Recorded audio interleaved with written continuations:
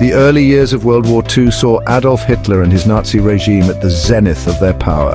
Germany's military machine, the Wehrmacht, had overrun much of Europe with stunning speed and efficiency. Poland, Denmark, Norway, Belgium, the Netherlands and France all fell before the Nazi blitzkrieg. Hitler's propaganda machine, headed by Joseph Goebbels, worked tirelessly to portray these victories as evidence of the Nazi ideology's superiority and the Führer's infallibility. German citizens, buoyed by nationalistic fervor and fearful of the regime's brutal methods, largely accepted this narrative. The Nazi grip on power seemed unshakable, the thousand-year Reich an inevitable reality. However, beneath the veneer of invincibility, cracks were beginning to appear. The first ominous sign came in May 1941 with the bizarre flight of Rudolf Hess, Hitler's deputy Führer, to Scotland. This act of apparent treachery sent shockwaves through the Nazi hierarchy and exposed the first hints of dissent within the regime's inner circle. And the Hess defection, though baffling and ultimately inconsequential militarily, served as a symbolic turning point. It chipped away at the image of unity and strength that the Nazis had painstakingly constructed. More importantly, it foreshadowed the internal divisions and setbacks that would eventually contribute to the regime's downfall. As the war dragged on and Germany's fortunes began to turn, the cracks in the Nazi facade became increasingly difficult to conceal. Goebbels' propaganda machine, once so effective in shaping public opinion, found itself fighting a losing battle against the harsh realities of the battlefield. The German people, bombarded with newsreels and radio broadcasts glorifying German victories, were largely kept in the dark about the true extent of the losses and setbacks suffered by the Wehrmacht. However, the steady stream of funerals in every town and village, the growing shortages of food and consumer goods, and the increasingly frequent Allied air raids told a different story.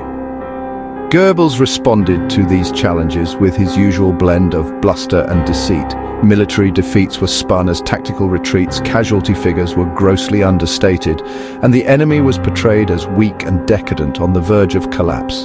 However, as the war progressed, even the most ardent Nazi supporters found it difficult to reconcile the regime's optimistic pronouncements with the grim reality of their daily lives. The propaganda ministry's efforts to maintain morale were further hampered by the growing credibility gap between Hitler's pronouncements and the actual course of the war. The Führer's pronouncements of imminent victory rang increasingly hollow as Allied forces advanced on German soil. The Nazi propaganda machine, once a powerful tool for shaping public opinion, had become a victim of its own lies. Perhaps the single most decisive factor in the Nazi regime's downfall was the disastrous invasion of the Soviet Union in June 1941. Operation Barbarossa, as it was codenamed, was envisioned by Hitler as a swift and decisive campaign to crush Soviet resistance and secure Germany's eastern border. The initial stages of the invasion seemed to confirm Hitler's optimistic assessments. Soviet forces were caught off guard by the sheer ferocity of the German onslaught and were rooted in a series of catastrophic defeats. However, as the Wehrmacht advanced deeper into the vast expanse of the Soviet Union, it encountered fierce resistance and logistical nightmares that sapped its strength and morale. The arrival of the Russian winter, with its sub-zero temperatures and heavy snowfall, proved to be a turning point in the war. The German army, ill-prepared for such extreme conditions, suffered heavy losses from frostbite, disease, and enemy action. The Soviet forces, accustomed to the harsh climate and bolstered by a steady stream of supplies from the United States, launched a series of counter-offensives that drove the Wehrmacht back from Moscow and inflicted heavy casualties. The Eastern Front became a meat grinder for both sides, consuming men and material at an appalling rate. However, while the Soviet Union, with its vast manpower reserves and industrial capacity, could afford such losses, Germany could not. The Wehrmacht's inability to achieve a decisive victory in the East, coupled with the mounting losses and the growing strength of the Soviet Red Army, marked the beginning of the end for Hitler's regime. The entry of the United States into the war in December 1941, following the Japanese attack on Pearl Harbor, tipped the balance of power decisively against the Axis powers.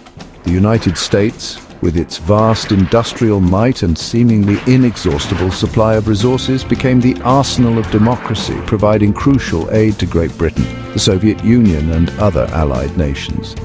American factories churned out tanks, airplanes, ships, and munitions at an unprecedented rate, while American soldiers, sailors, and airmen poured into the European theater of operations, bolstering the Allied war effort on land, at sea, and in the air.